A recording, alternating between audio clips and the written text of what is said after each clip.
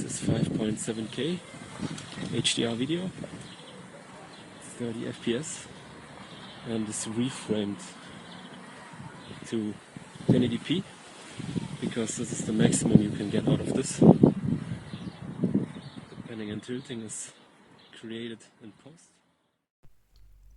There is also the possibility to get 4K out of this, but it's just the upscaled version of 1080p within the computer software from Insta360. So it's just 1080p anyway.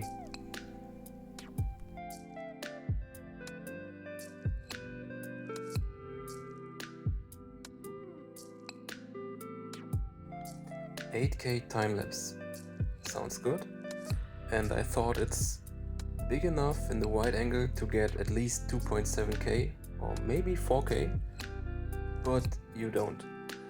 You end up with 1080p in the Android app, and on the PC software you can export this with 4K, but it's nothing else than 1080p upscaled to 4K.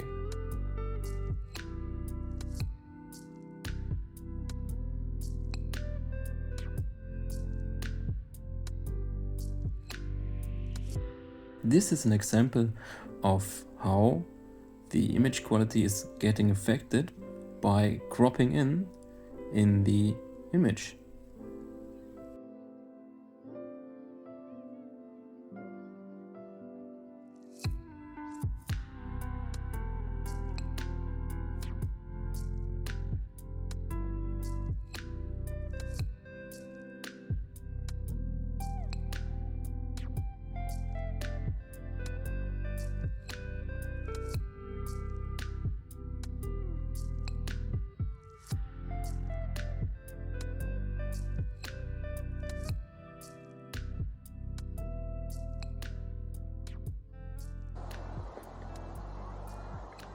This video is in high bitrate and low sharpening, 5.7K 360, and it's reframed, slowly walking.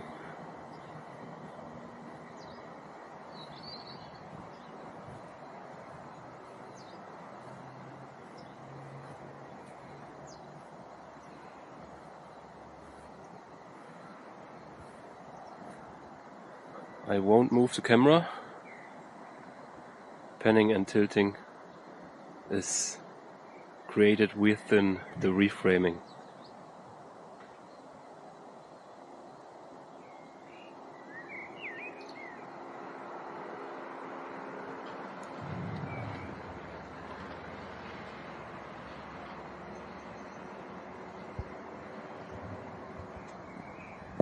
In the 360 Studio app, you can choose the screen ratio for the reframed video, and if you're going for 1:1, you can go up to 1440p, but if you crop it down to a TV fitting size, you end up with a lower resolution, like 1440 x 1080p.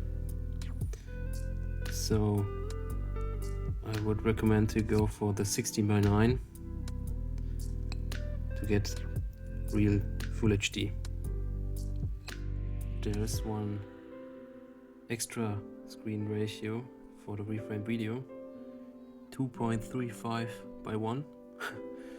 This is like ultra wide screen, and well, if you can use this for an extra wide monitor, then you can end up with a little bit better resolution, slightly above Full HD. Can the reframe footage keep up with your smartphone or an action cam? I don't think so. What do you think?